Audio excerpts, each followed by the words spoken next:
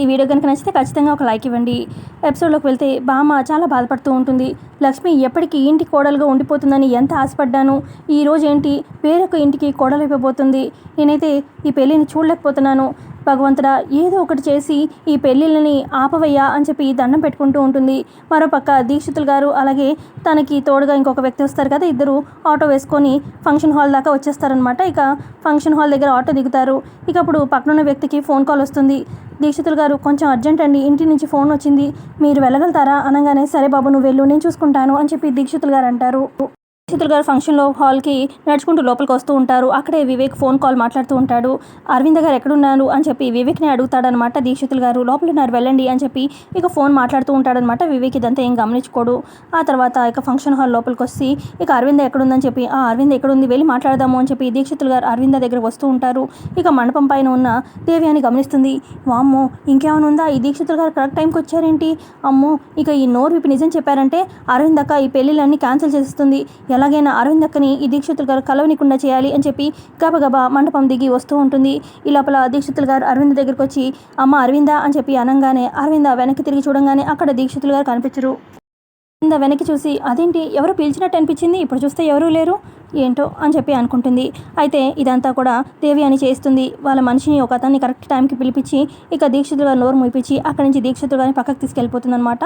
అని మండపం మీద నించొని, అమ్మయ్య టైంకి నేను దీక్షితులు గారిని చూశాను కాబట్టి సరిపోయింది, లేదంటే అరవిందక్కతో మాట్లాడేసేవాడు అని చెప్పి ఇక కొంచెం రిలాక్స్ అవుతుంది. మరో పక్క జయదేవ్ అలాగే వివేక్ మాట్లాడుకుంటూ ఉంటారు. ఏంటిది పెదనాన్న, ముహూర్తం దగ్గరకు వచ్చేసింది, అన్నయ్యకి నిజం చెప్పేద్దాము అనగానే, ఏంట్రా నిజం చెప్పేది, అలా నిజం చెప్తే పోయేది సంజన పరువే అని చెప్పి జయదేవ్ అన్నంతోని, సంజన పరువేంటి అని చెప్పి వివేక్ అడుగుతాడు. జయదేవ్ మొత్తం చెప్తారు.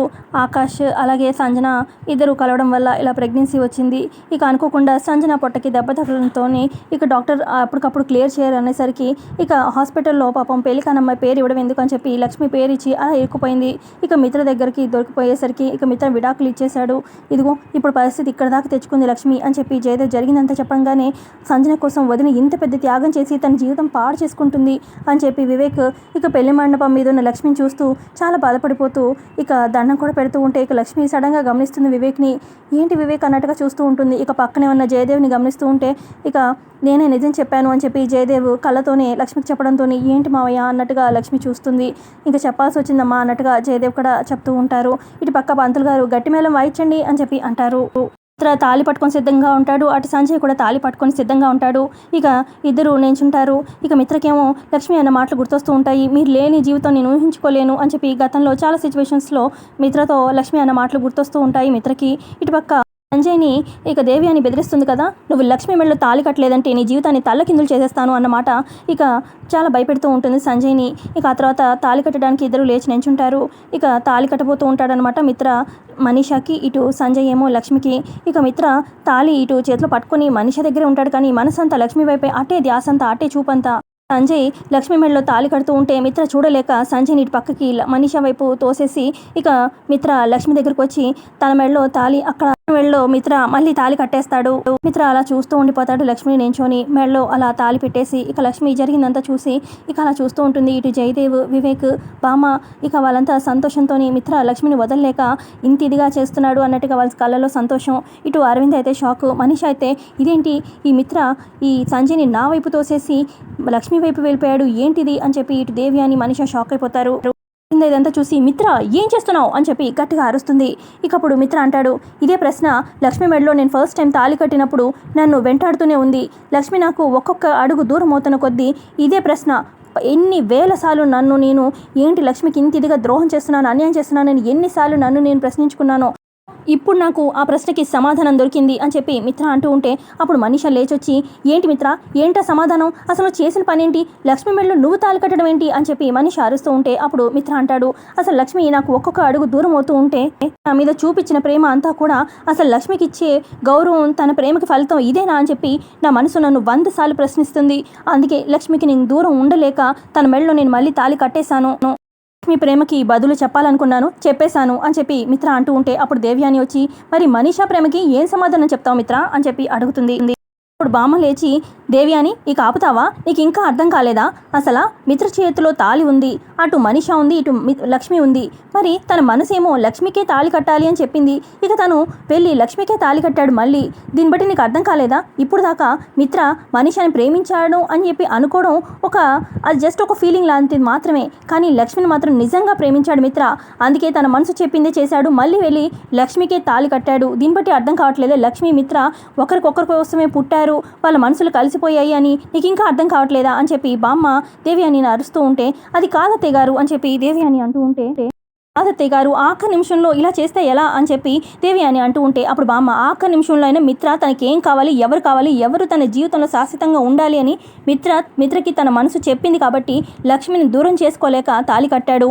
ఇకనైనా ఈ మనిషి గోల గురించి ఆపేసే మిత్ర దగ్గర అని చెప్పి బామ్మ అంటుంది.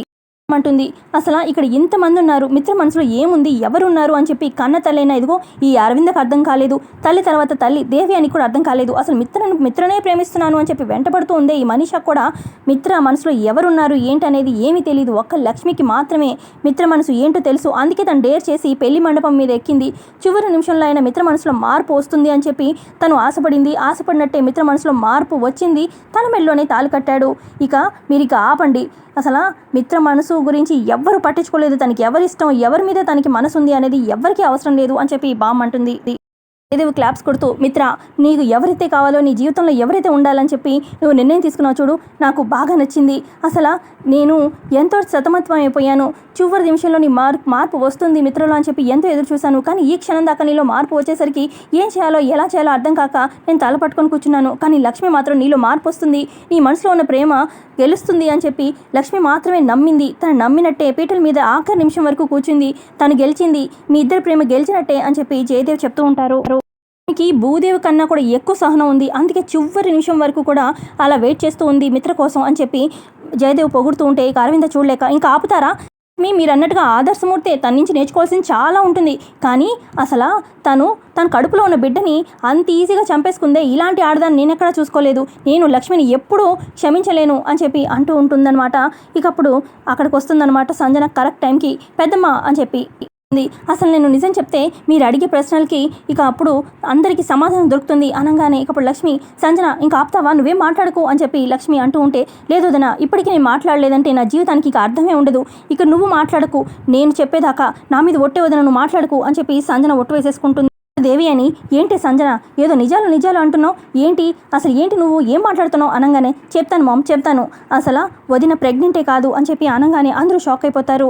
ఇక అటు మనిషి అయితే, అబ్బా ఏంటిది ఈ సంజన అసలు అని చెప్పి తిట్టుకుంటూ ఉంటుంది సంజనని. ఇక సంజన చెప్తుంది, ఆ రోజు నేను చనిపోదామని ఉరివేసుకుంటూ ఉంటే కరెక్ట్ టైంకి వచ్చి వదిన నన్ను కాపాడింది. ఇక వదినకి ఆ రోజు నేను నిజం చెప్పాను, ఆకాష్ వల్ల నేను ప్రెగ్నెంట్ అని చెప్పి నాకు కడుపుకి దెబ్బ తగలడంతో నేను అబార్షన్ చేయించుకున్నాను. ఇక ఆ రోజు హాస్పిటల్లో పేరు ఇచ్చింది, నా బదులుగా వదిన తన పేరు ఇచ్చుకుంది, నాకు పెళ్లి కావాలి కదా అని చెప్పి ఇక సంజన మొత్తం చెప్పడంతో ఇక లక్ష్మి గొప్పతనం అందరికీ అర్థమవుతుంది. అందరూ షాక్ అయిపోతారు.